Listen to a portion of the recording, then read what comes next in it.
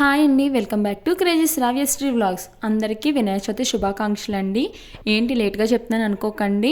వినాయక చవితి అవ్విన తర్వాత రోజు నేను వీడియో అప్లోడ్ చేస్తున్నాను కాబట్టి మీకు అప్పుడు చెప్తున్నాను.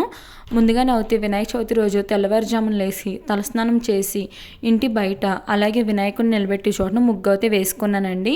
ఇంకా తర్వాత ఒకదాని తర్వాత ఒకటి ప్రసాదాలన్నీ రెడీ చేసుకుని పక్క పెట్టుకున్నానండి.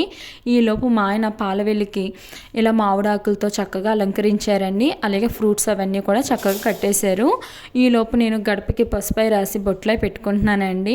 తర్వాత వినాయకుడిని నిలబెట్టి చోటును కూడా పీటకి పసుపై రాసి కుంకుమ బొట్లు అయితే పెట్టుకొని ఈ విధంగా ఫోటోలు కూడా పెట్టుకొని తర్వాత కొంచెం బియ్యం అనేవి వేసుకుని వినాయకుడి విగ్రహం కూడా నిలబెట్టుకున్నానండి. ఇంకా వినాయకుడికి ముందుగానే గంధంతో బొట్లు పెట్టుకుని తర్వాత కుంకుమతో ఈ విధంగా బొట్లు అయితే పెట్టుకొని వినాయకుడిని అయితే నిలబెట్టుకున్నానండి. ఫుల్ వీడియో కావాలంటే వీడియో కింద లింక్ ఇస్తానండి. అలాగే నా వీడియో కనుక మీకు నచ్చినట్టు అయితే సబ్స్క్రైబ్.